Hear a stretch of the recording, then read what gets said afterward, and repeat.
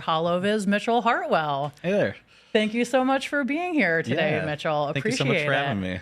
Yeah, it's such a pleasure. So we're going to dive right into it because you've done a lot of stuff in the not very long time since you've graduated from Full Sail, and I'm excited to learn a lot more about it.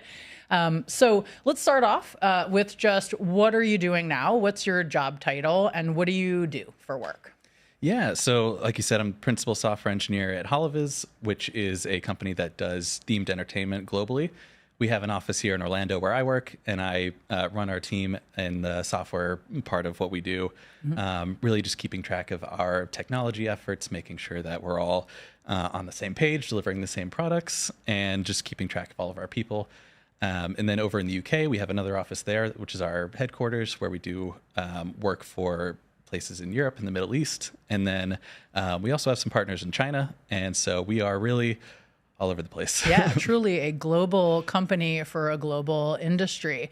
So when we actually started talking about this, you really opened my eyes quite a lot, because when we started talking about themed entertainment experiences, of course, my mind, we're here in Orlando, I automatically went to our local theme parks, and that certainly falls within that category. But what else is included under that heading? What do you consider themed immersive entertainment? Yeah, I mean, like you said, theme parks are really the cream of the crop. They're the biggest thing. They're the things that people think about. They're the things that people know.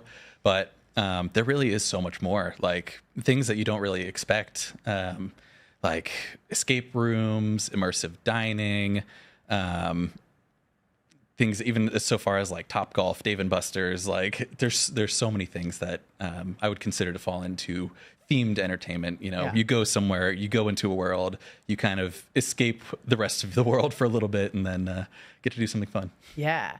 Let's start off by talking a little bit about one of the coolest projects that you've had the opportunity to work on. You've also won a Thea award for this work. That's the annual award for outstanding achievement given by the Themed Entertainment Association, which of course is also a global organization. So I'm sure the competition is pretty stiff. But you won an award for Super Nintendo World. Can you talk a little bit? Before I say anything else, we have a video. Can we show the video of Super Nintendo World?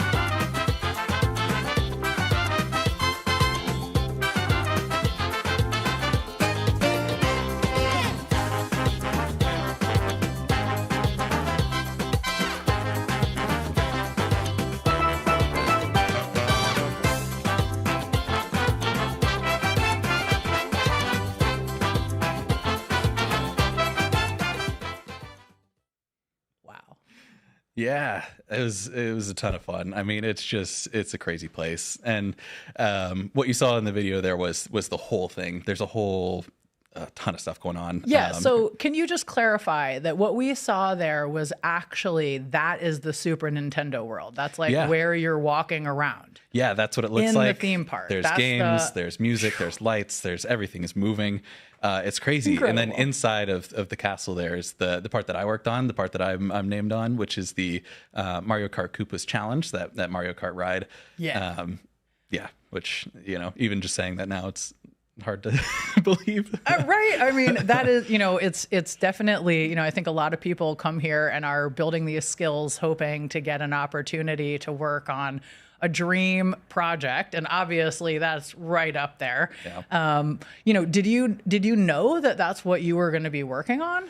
I didn't. I definitely didn't. Going out through the whole interview process, it was very, straightforward. Like I knew the company was in themed entertainment. They had worked on some stuff. They had done something for my home park at Kings Island in Mystic Timbers. I was like, oh, that's awesome. Like they do theme parks. They do amusement parks, and something that I know and have ridden on. Like that's awesome. Yeah. So interviewed with them, but it wasn't until after I started working and we were at a dinner, like a business dinner one time, where they told me, and it just like blew my mind. I was like deer in headlights, like, oh my God, like, are you kidding? Like I thought they were joking at first, but no, it was like really, that's what it was. And I was like, oh my God, Yeah. I'm so like in over my head, but it was awesome. Yeah. Yeah. Well, and one of the things that I love and obviously speaks to our experience, your experience rather, in, you know what? I completely forgot to tell everybody what the title of the show was today because but now that I'm saying it's the perfect I opportunity. apologize for the terrible segue, but now that I'm saying it, because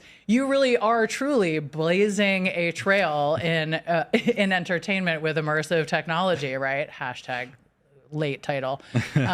But no, so, but you know, part of that is you've had the opportunity to work on Koopa's challenge. And one of the major portions of doing that was the augmented reality portion of the experience. And obviously that's something that falls well within your purview as the software and as a software engineer on that project. Can you talk, well, maybe you can't talk about the ride itself. Kind of sort of talk about it. Okay, can you talk a little bit about about the Super Nintendo World project? Yeah, it was really cool. And my role on it was as the lead system integrator. So while I did not specifically develop every single piece of technology there, it was my responsibility to make sure that they all played nice with each other, both as, you know, the technology itself and like all the people that were there. And so, yeah, trying to speak on things I can speak about. Yeah, that was definitely the crux of it, was like making sure that all of these components that are all super cool and awesome by themselves make something even super awesome and awesomer and cooler by them when they're all together. Yeah, most definitely. And you meant obviously that was Super Nintendo World is located at Universal Studios Japan. Did you get to work on site in Japan? Yeah, so I lived in Japan for about a year. Well, about 9, it was supposed to be a year, but it ended up being like 9 months until COVID got us kicked out, and then kept working on it remotely from actually my dad's house in Cincinnati for another like 9 months or so. Wow. Okay. So you really have had the opportunity to travel the world with your job. What was your favorite part of working on that project? Oh, it's tough. I mean, it was my first time traveling for work. And so I think just the experience of like being in Japan, seeing that culture, working with all the people, seeing all the different trades that were, you know, on the job site, and really just trying to gain as much experience as possible. I feel like between going into that job and leaving that job, I just became like a totally different person. And like, I feel like I grew a tremendous amount as a professional in that job. So honestly, you know, even though the attraction and the IP and the experience is all like mind blowing, just from a career perspective and like a personal growth perspective, I think that was a really cool part about that job. Yeah. Well, and what an opportunity to get to see live and in person the sort of confluence of all of those different skill sets working together, and obviously to be in a position where your job is to make sure that they all do in fact technologically work together, right? Yep. You're very well situated for that. That's really, really cool. You know, we talked a little bit about what else kind of falls into the heading of themed entertainment experiences. And one of the things that you had mentioned, you know, I kind of went through the list of some of the more recent award winners, you know, sort of fall into the same category. And included in that list was something I probably am going to mispronounce called Adrenaline, which is an immersive dining experience where the courses of your meal coincide with the environment that you're riding through, almost like a sort of a super slow theme park ride. And it also included, one of the winners during your year was Gideon's Bakehouse. And, you know, that really totally took me by surprise because, you know, if you're from Orlando, I'm sure you're familiar with Gideon's Bakehouse. I only know them from their counter at the East End Market, but even that is a very much a themed experience where everything is, it's got a very kind of gothic theme feel to it. You know, there's gargoyles and everything is painted very black, and but it really does sort of invite you into the world, you know, from everything from the packaging to obviously the environment of the countertop. And they have various standalone locations, but really at its heart, it is a bakery, and you really are there to get cookies, you know, or other baked goods. Have you had the opportunity to work on anything that falls outside of the theme park arena, or have you focused just mostly on the sort of ride scale of the industry? Yeah, I mean, as you know, the responsibilities of my role entail, I definitely touch pretty much all of the technology projects that we work on. So I definitely have fallen outside of theme parks for some things, but theme parks are definitely like my main focus and area of expertise. But we have so many amazing clients and projects, and they have so many great ideas that it's hard to not want to do all of them. I'm sure that there are plenty of opportunities. One of the things that I thought was so cool, and certainly speaks to my background in game design, and a lot of the students I'm sure who are coming from different sort of elements of immersive entertainment and emerging technologies, how many different creative outlet opportunities there are, and how many different kind of elements of storytelling and immersion you can create, even around just selling baked goods. Yeah, right. And it kind of got me excited about the idea of, the more and more expanding of this idea of immersive themed entertainment experiences, because, everybody has to eat a burger at some point. Why not have it be a themed narrative, kind of component to it? Why not take that opportunity? Yeah, it's so cool and how creative people are. Like, it never ceases to blow my mind, the things that people come up with, like Gideon's Bakehouse and, some of these other things where the experience is really so natural. Like, it's something that you're already going to do anyways, but then it just kind of catches you off guard where, you keep talking about Gideon's, you step past the door and it's like, oh, whoa, this is not at all what I expected. But like, I still feel like I know exactly what I'm supposed to do because I've been here before, but this is something else. Yeah. Like, those are the things that I really, really love. Yeah. A totally different way to just go to a bakery and get some baked goods. Right. Yeah. Totally expands the experience of it. So one of the, I lost track of what I was going to ask you. So, I was going to talk a little bit about your experience here when you attended Full Sail. But before I get into your experience in the SimViz degree, I did hear through the grapevine that you were instrumental in establishing our esports team, Armada. Yeah. You started at Full Sail in 2016, right? Mm-hmm. And so when you showed up on campus, So you came for the SimViz degree, and then how did you end up in the esports arena? Can you tell me that story? Yeah. I'd love for you to share that with with our audience. The full story of my time at Full Sail is very long because I actually started in game development, if you can believe it. Oh, traitor. Yeah, because it's okay. I would take the SimViz degree program if I could, definitely. If I had time, I would. Nothing against game development. Love game development. I won't take it personally. But I actually came to Full Sail because I was really, really, really invested in the game League of Legends. And so I loved the game. I loved the company. I really was like, oh yeah, I'm going to go work at Riot Games. I'm going to go to the school. It's going to be great. I'm going to get an internship and it's going to be awesome. Like, everything's going to go great. And then, the first thing that happens is I apply for an internship at Riot and get like basically automatically declined. And I'm like, oh, okay. This is the first turn in my path that I wasn't anticipating. Not how this was supposed to go. But no, honestly, it was a really great thing for me because, like you said, I started in August, and by September I had started my League of Legends club at Full Sail, and really just was trying to make something that I could enjoy because when I came here, I didn't really see a whole lot of it going on. So I was like, all right, I guess this is mine to do now. And throughout all that experience, it really just made me realize that, maybe this whole like League of Legends Riot thing was not what I wanted to do as a job, but maybe it's something that I enjoy so much that I want to do it like as a hobby. And maybe I need to think about something else for a job, which is what prompted the shift towards SimViz for work, and then focusing on Armada and esports and video games for a hobby. So a few months went down the line, ended up getting faculty advisor, club, vice president, started running events, and we had this cool little thing going. And then had my now good friend Christine want to join as the faculty advisor. She was in career dev, and she was just amazing.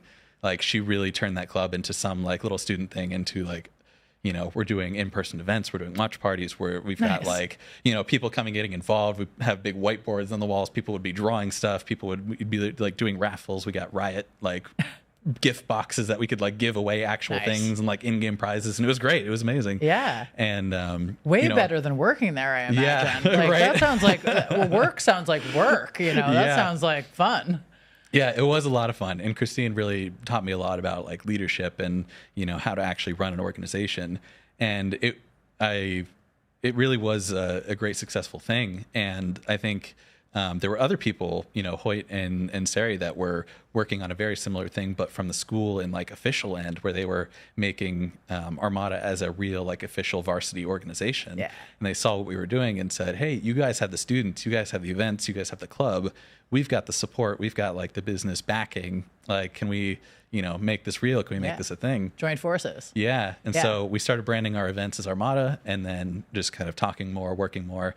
And, you know, after the first kind of, you know, bumps of any good organization, we got to something really awesome. And, you know, just seeing it today is crazy. Like the fortress and the practice space and all that stuff was after I graduated. Like, I was shoutcasting League of Legends games from my apartment, like down the street. Nice.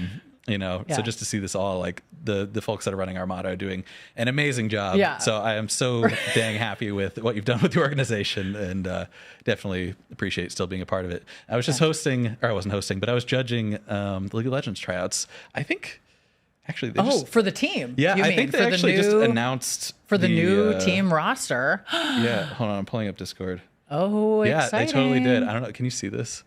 They totally on Discord. Yeah, if you guys follow. Yeah, there it is. Yeah, if you follow rosters. the Discord Armada, or right sign up for the Armada oh my God. The Armada Discord. I can't English today. I'm sorry. Yeah, you can sign up. You can sign up for the Armada Discord, and you will get to see the new roster announcements. Yeah, Very so congrats cool. to everybody that made it. Yeah, that's exciting. And actually, while we're recording this, part of the reason that we're not in the Fortress filming today and why they'll be back there next month is because we are hosting the NACE conference, the National Association of Collegiate Esports. Their conference is taking place in the Fortress this coming weekend. Nice. So, I think so. Yeah, it might be tomorrow. Sometime real soon. Yeah, exactly. So, you know, and a lot of that obviously has come from the huge success that they've built from Armada. So yeah, shout out for sure to Sari and the Armada crew. You guys are awesome. We love you. So very random tangent, but I did just want to mention that, you know, I think one of the things that you mentioned that is really cool is that, you know, by coming to campus for the SimViz degree, which only takes place on campus, you know, you really took that opportunity to kind of dive in. And I think one thing that happens for a lot of the students who come into the gaming degrees is, you know, when you've spent your whole life being super passionate about playing games, and then suddenly, you know, kind of you look inside the sausage factory, it really does change the way that you get to enjoy it, you know, you know, it adds a little bit of flavor to it. It definitely adds a little bit of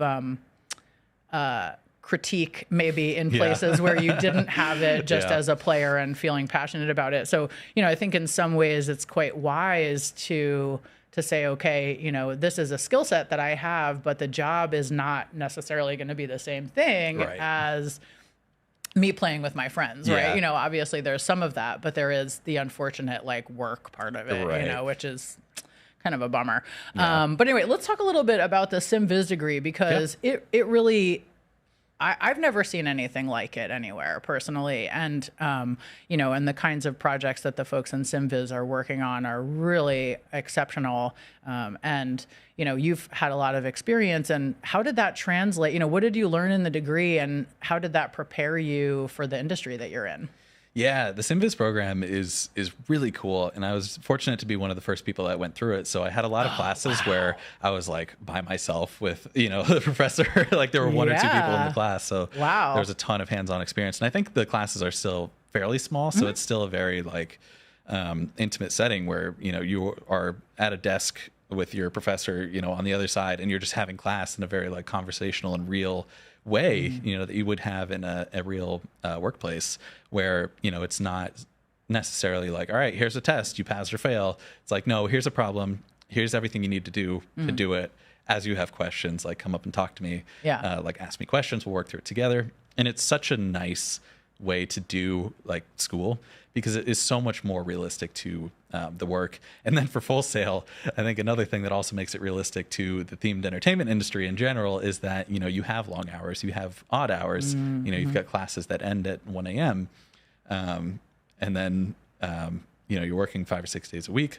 Obviously that doesn't happen all the time, but it does happen. Right. Indeed. So having that experience was awesome. And, not even to mention all of the hard skills that you learn in class, all of the math classes, programming, three-dimensional math, fabrication. Had you, I know obviously SimViz and now you're a software engineer. Did you know any programming coming into that program? I had one programming class in high school. That was about it. Yeah. It's surprisingly uncommon actually, like for people starting college to have had coding experience. It's quite shocking. Although please code at home if you are not yet in college. It's a good skill it's to good have. for anybody. Yeah. And certainly, you mentioned 3D math. That's definitely something that we teach in the game design program. Why is 3D math important?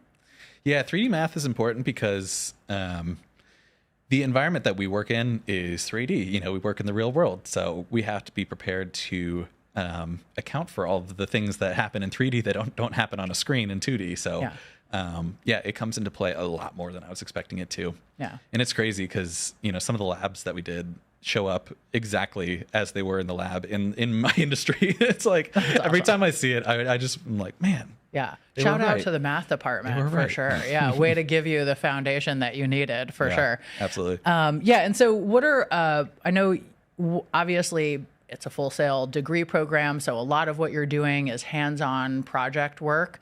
Can you, I know one of the classes and one of the things I love about the SimViz degree program is the positive cause class. And you got to work on one of the sort of founding projects that came out of that positive cause class. I think we do have a video of the Seco ladder. Could you guys run that video? Yeah, that class is awesome because John, who you'll see in this video standing with his back to the camera right now. He's going to talk to us in a second here in the video. He is amazing. I really liked working with him. And he is always looking for opportunities for this class and working on projects that have real, outputs in the community. Yeah. Because this one in particular, which you'll see in a minute, is for a group that does sorry, that's not Haifa, that's John. Yeah. That does they work with kids that have cerebral palsy and helping them, do strength training, working on dexterity, and just helping them to live the best life that they can. Yeah. And so when I heard that we got to work on this, it was a great opportunity because sometimes people look at SimViz and they're like, okay, you're going into SimViz, you're going to do something military, you're going to do training, you're going to do, the standard stuff. There's so many military simulation and training companies in Orlando that it makes sense. Like it's a great field. You can make a good living and it's great. So to be able to see this and to have this opportunity, it was like, okay, I got to think about this a little bit more now. Like this field can go in so many different directions and really be a force for good and like a force for entertainment and just making people happy. And I think this project was one of the things that kind of opened my eyes to the fact that, there's more that you can do and led me to start, considering, maybe entertainment like is the thing for me. And so, that project, both the amazing outputs it has itself and what it did for me, it was great. And I can't thank John enough. Yeah, you'll have to go back and check out the Fab Lab sometime in the near future because they've continued to work on the Seco project and they've really pushed it a whole degree further than where you guys kind of left off with the prototype stage of it. And it's really cool. The positive cause class is one that's unique to the SimViz degree. And the whole goal is to, create a a change in people's day-to-day lives doing tasks that they would ordinarily struggle with. So the fact that you got to focus on something like that is so great. And then, of course, one of the things that you got to build was a miniature Stewart platform in preparation for working in the full-scale room simulation. And I think, well, we can talk about that project, but I think we also have a video of the sim lab as well. Yeah. And this was a project that you worked on. Yeah. This is this is a recording from my phone. Oh, well, no wonder the video is such high quality. Yeah, right. Totally not shaky at all.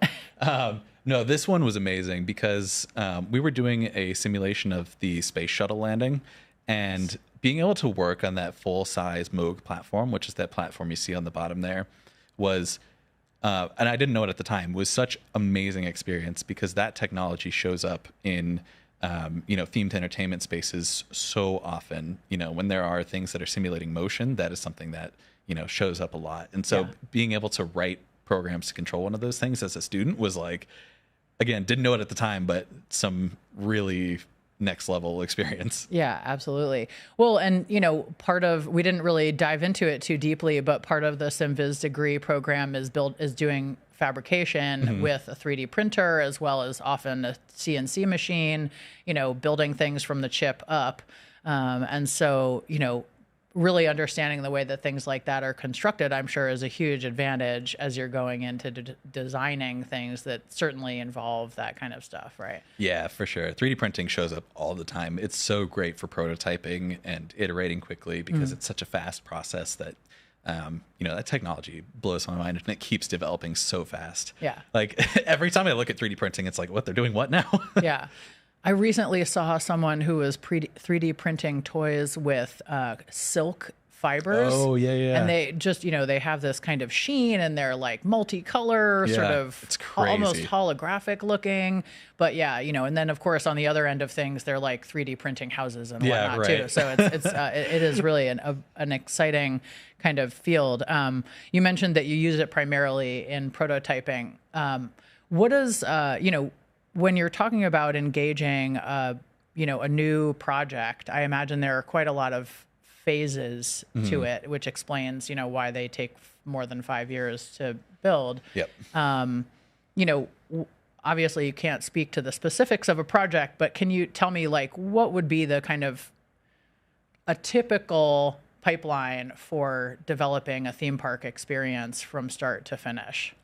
Yeah. I mean, the first thing that happens is, first it all depends on the scale. Okay. So if a theme park is working on something or they want to do something, they'll first think, all right, are we going to use some intellectual property that we own, or are we going to go out to somebody else and partner with them and use their intellectual property in our park? Something like Super Nintendo World, yeah, obviously, exactly. Right? Like Universal Studios doesn't own Nintendo, so they have to create that relationship first. Yeah, exactly. Makes sense. Yeah. And they partner a bunch of different ways. Universal Studios, has Illumination, and so they make the Mario movie, and it's like, they really entered into a big relationship for that. Sure. So in those types of situations, it takes so much more legwork to get that going and to get started. And then you work into, all right, what do we want this attraction or what do we want this experience to be like?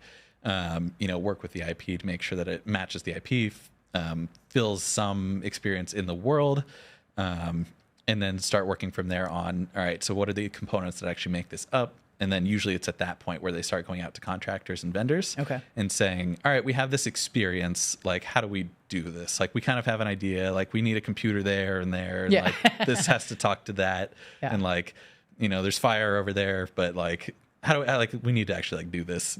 And so they'll start talking with us and we'll give them feedback and make proposals on, how we think these things should work. And then that's that point for the big attractions is still... Actually, that point where they start getting vendors is 4 years after the project has started. Oh. And then the projects go for another 3 years after that. If it's a big project. Yeah. Well, you mentioned there are lots of trades and, I imagine there's quite a lot of testing involved when you're, flying through space on a wheeled vehicle of some sort, right? You definitely want to know that they've tested adequately. Yeah. Sure. Oh, yeah.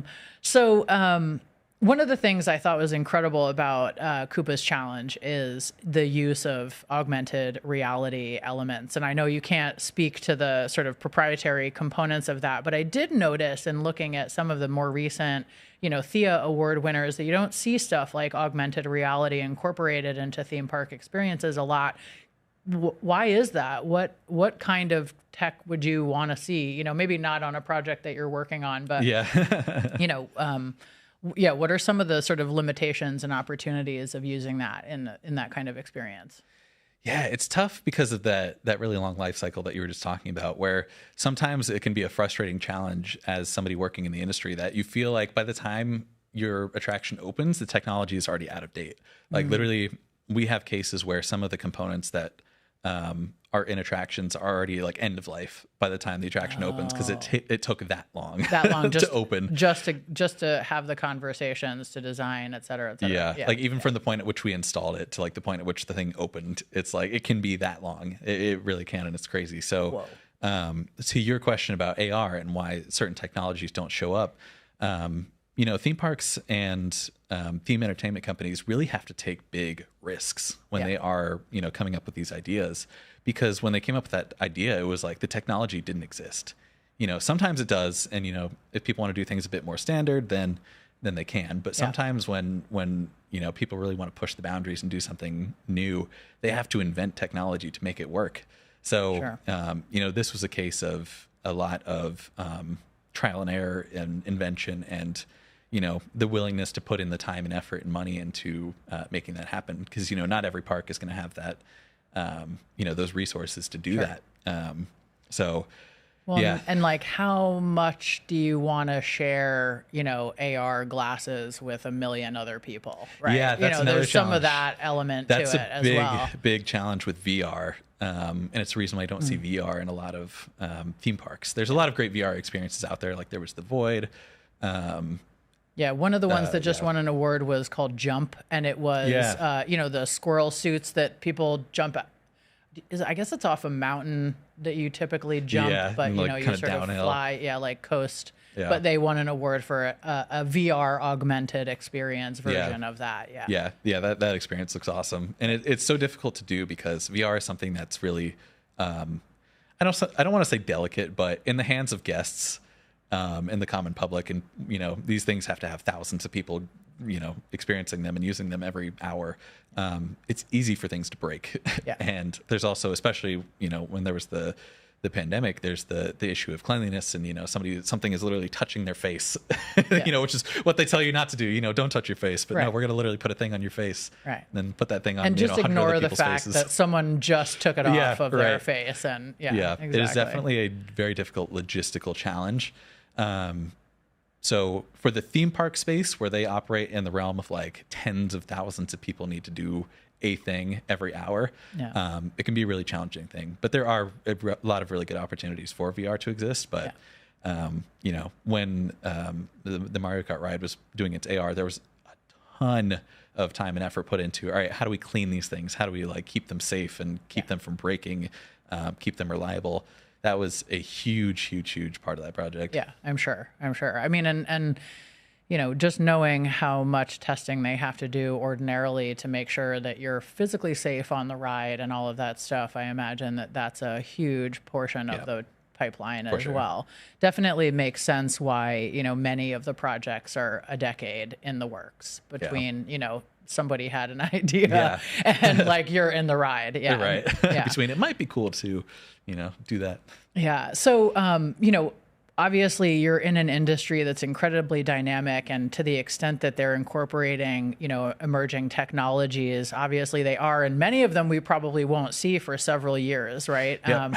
And that gives not just the, pipeline of the development for the project time to kind of work out those kinks, but it also builds up your user base, right? Yeah. Like, because a decade ago, not very many people would have been like, yes, I want to do a VR experience. Yes, I want to do augmented reality, and so it does kind of, it meets the populace sort of more where they're at a little bit, right? We're kind of, in games and other, emerging technologies, we're sort of accustomed to early adoption and feeling comfortable in those spaces.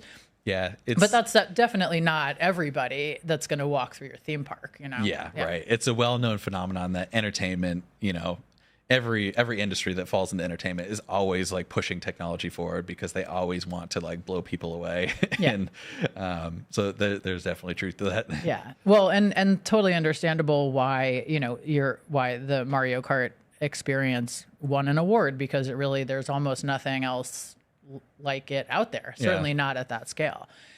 So we talked a little bit about what sort of stuff you learned in the degree program. Mm-hmm. Can you speak a little bit? Obviously you're in this incredibly dynamic industry. You're looking at technologies that aren't going to get introduced to the public for potentially years away. What are some skill sets that you've had to learn since you entered the industry? Yeah.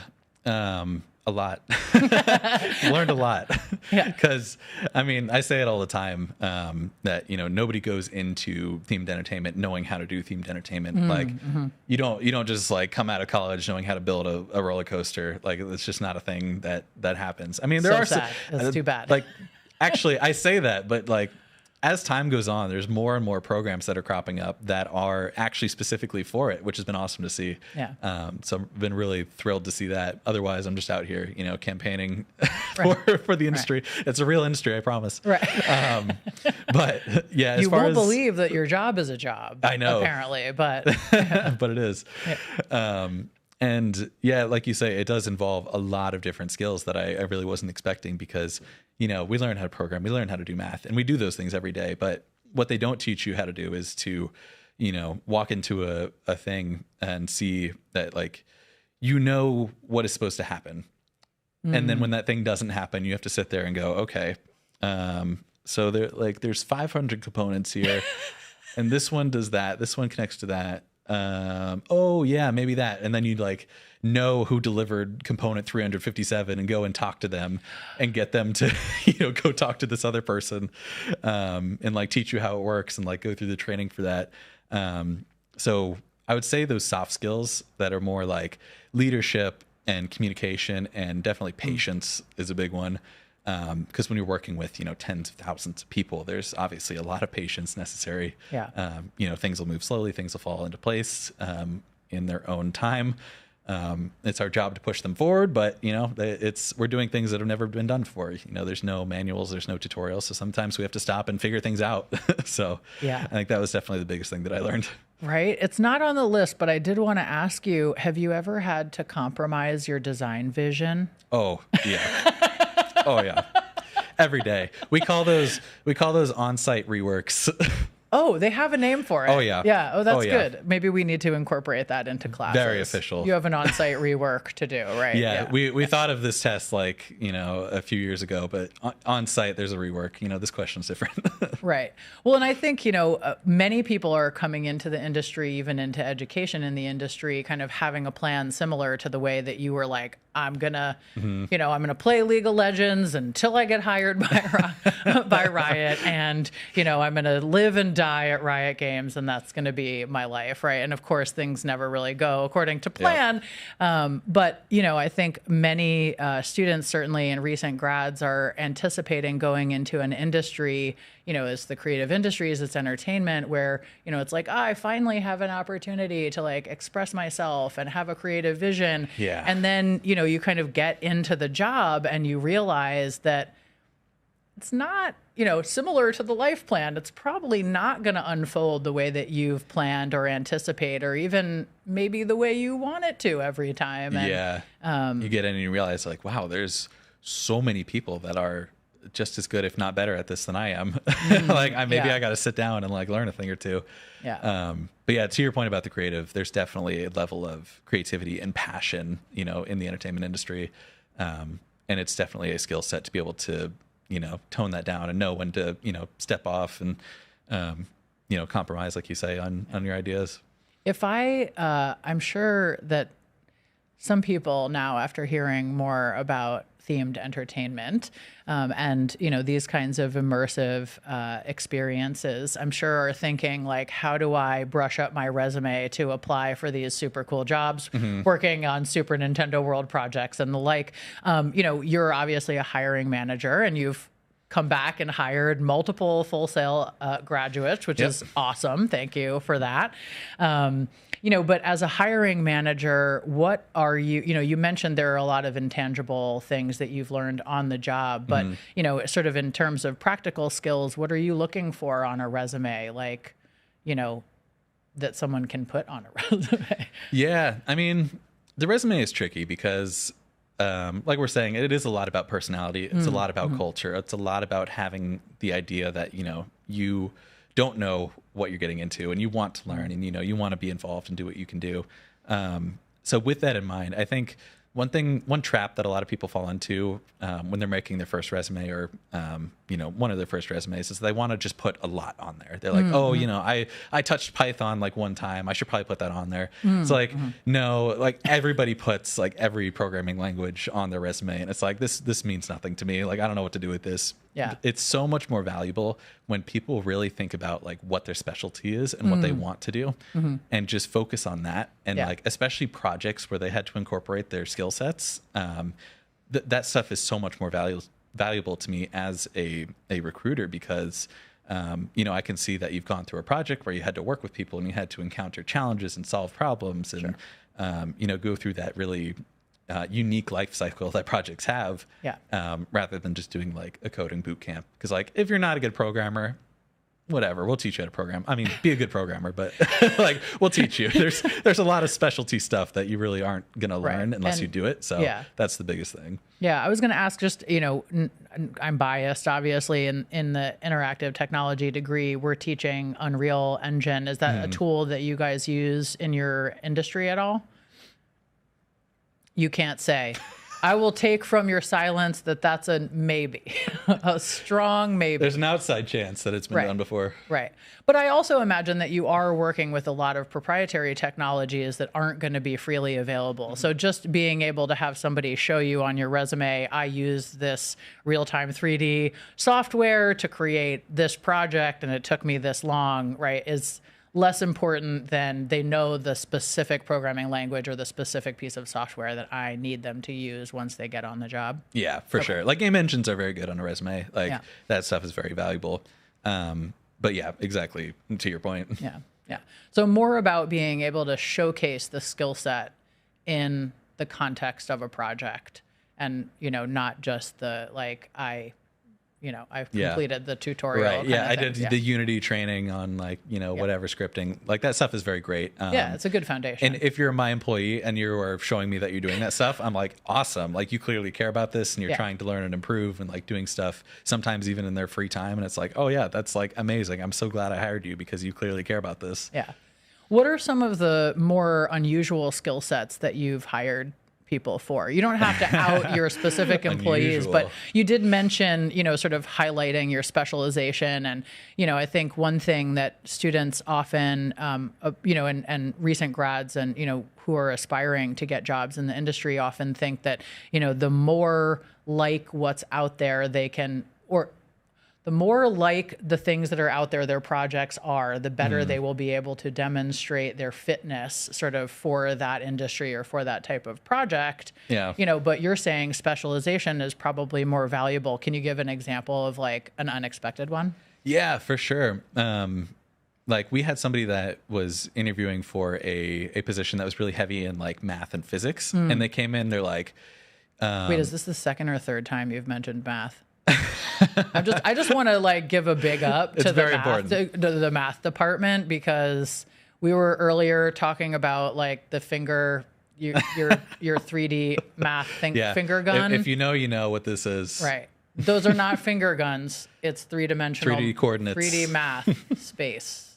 Right. Yeah. Sorry, go on. But you said they were really strong in math and programming. And yeah, that's what the role was for. But they came in, they're like, yeah, I'm certified in this robotics language. And like, I really love robotics. And we're like, okay, like we kind of have this project that maybe could exist in robotics. So we're like, you seem like you have a really good personality and like, you're really like into this. So like, we'll bring you on and like figure it out kind of as we go. And he ended up being not even either of those. We brought him to one of our construction sites and he started just doing really well on the construction site and like being a person in that environment. And so we're like, okay, I guess Right. You we found would your like you to job. do this now because you're really good at this and you want to do this. Yeah, now we're going to go ahead amazing. and open up another job posting for that role that you were supposed to do.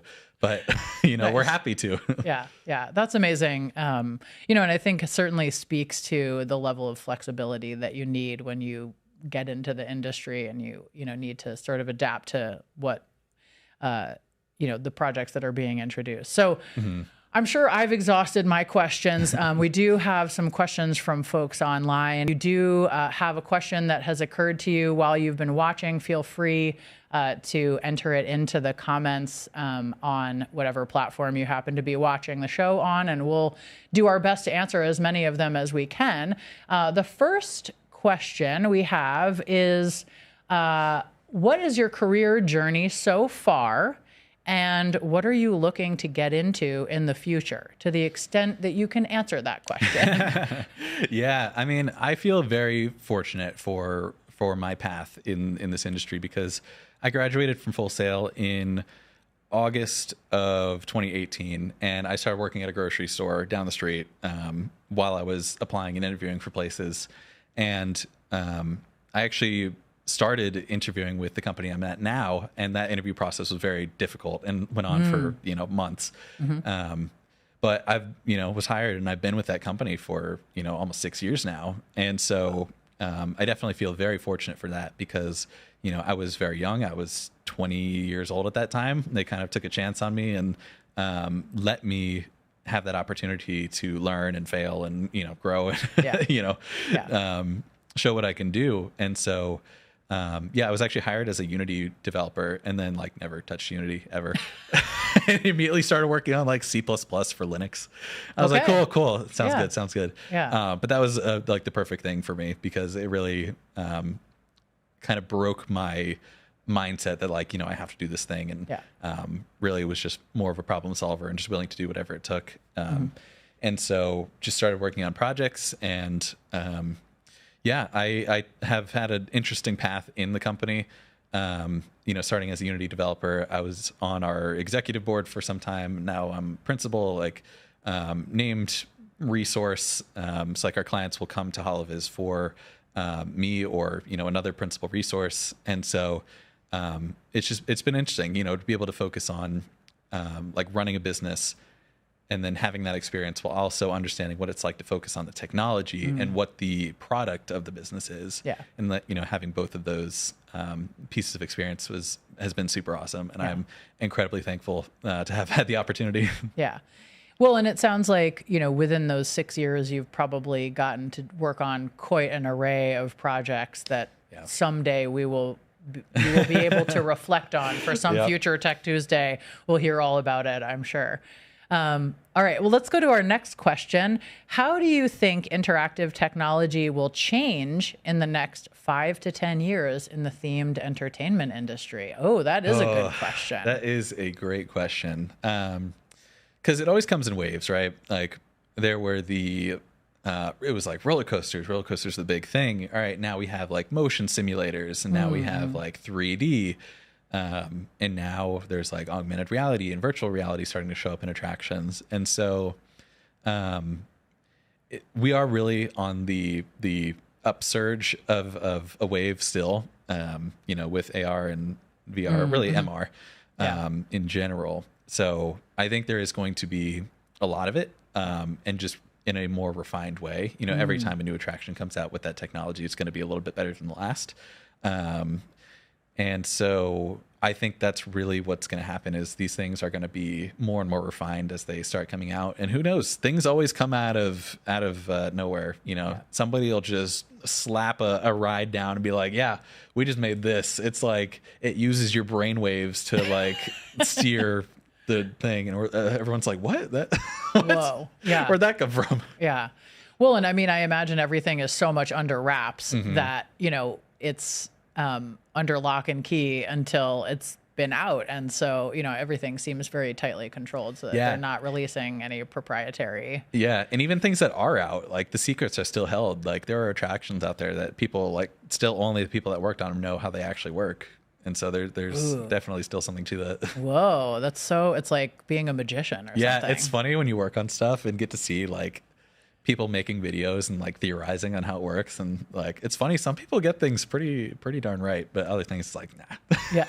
you don't know. That must be so satisfying to be like, good guess, but no. Good try. Actually, on that point, the next question says, I'm in love with cybersecurity. I can't wait to have my first job. Any advice on internships? Of course, the dreaded entry-level job where you need experience. Yeah, right. Yeah, cybersecurity is a great field. That is definitely a good thing to be doing because there's always a need. There's a rising need, especially with all the stuff going on with AI and like both the defense and the risks are just getting better and better every year. So good choice there, chatter. Yeah. And so, as far as internships go, it can be very difficult, but I think it really comes down to figuring out what exactly you want to do because everybody needs cybersecurity.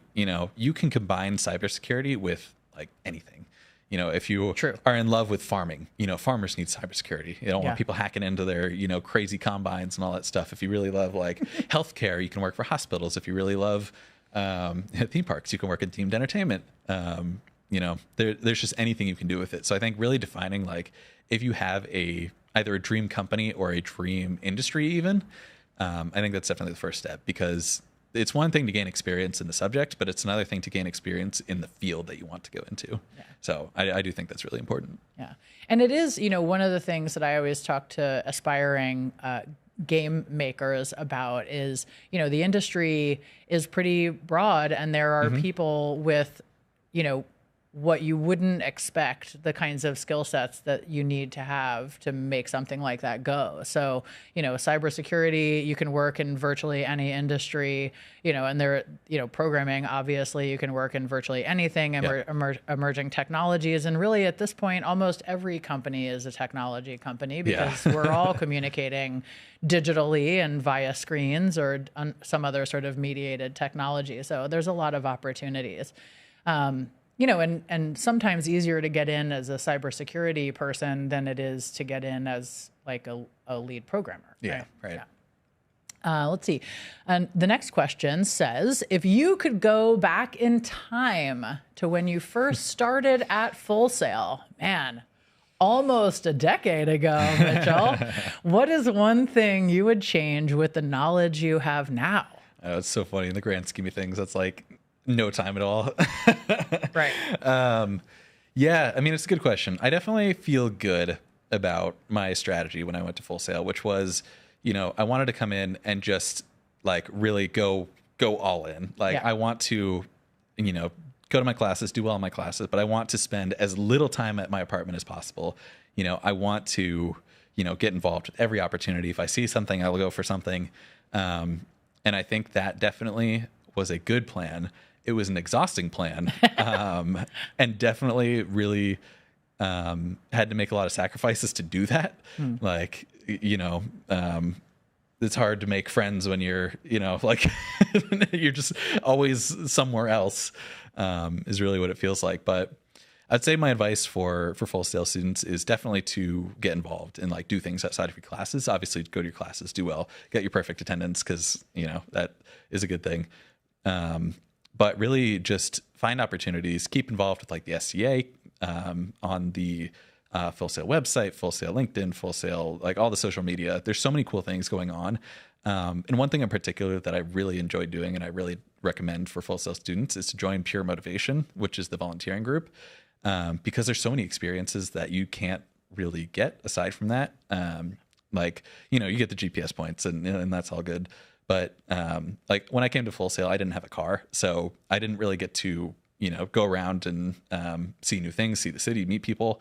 I just had moved down from Ohio to come here, and so I was really just trying to see what was out there. And Pure Motivation is like, all right, everybody get in the car. We're going to like some part of town that we're gonna go and like, I don't know, like help kids. I don't remember what, but there were so many cool events. Volunteering and doing that kind of activity. Are just really like in my head. It's like, wow, that was like a really positive experience. Yeah.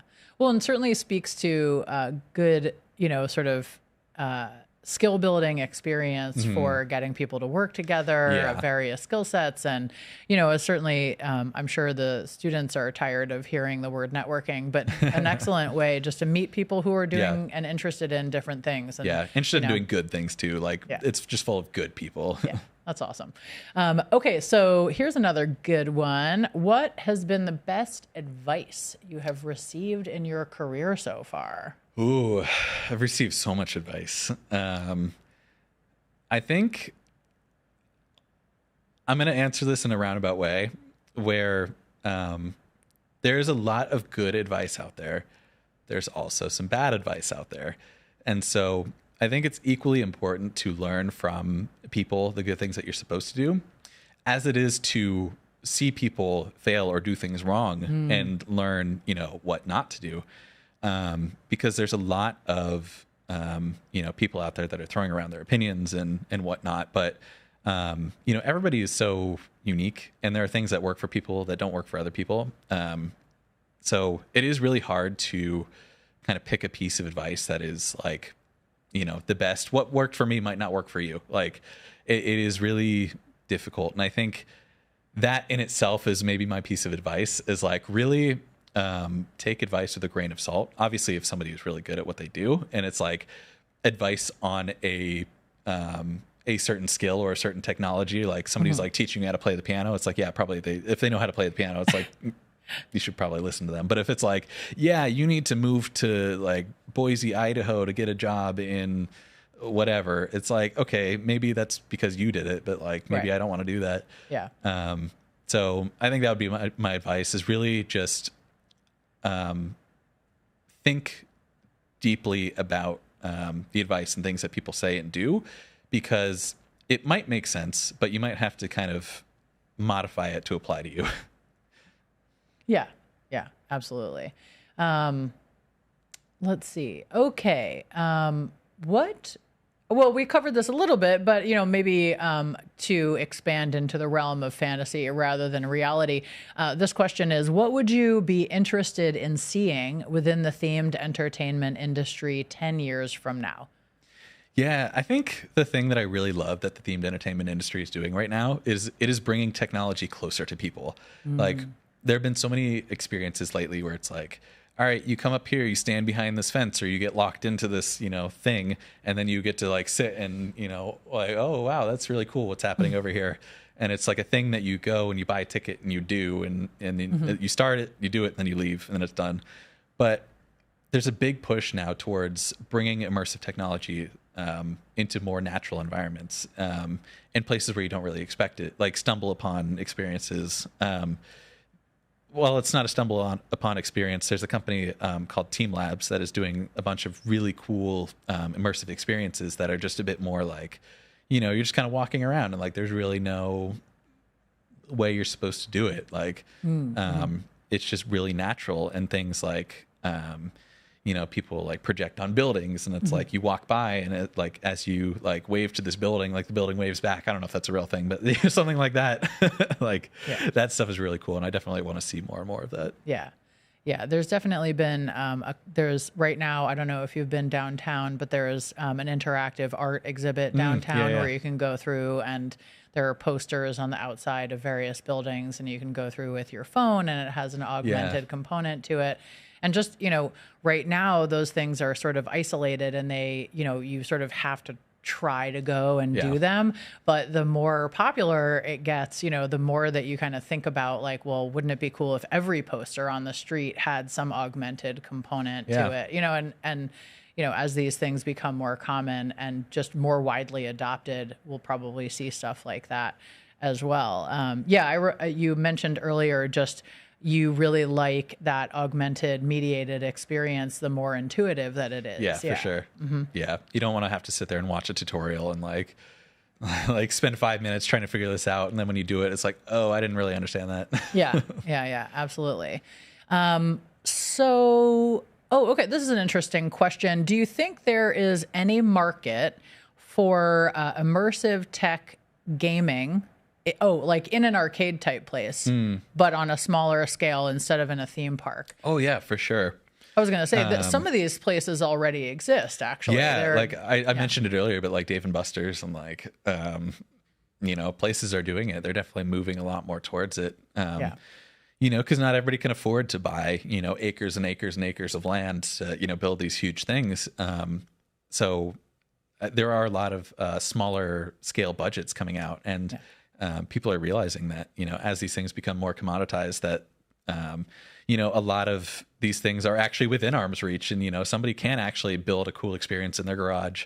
And so there are a lot of smaller companies that are coming out like, all right, we made this cool thing. Like we have this one product. Yeah. Like who wants to buy this one product? And then it shows up in an arcade somewhere, and it's awesome. Yeah. Yeah. Excellent. Well, Mitchell, thank you so much for your time today. Thank you for dropping all the knowledge. It was great to have you here. Thanks, everybody, so much for watching. We really appreciate it. And we look forward to seeing you at the next Tech Tuesday in about a month. Thank you, everybody. Have a good afternoon from Full Sail. That's a wrap.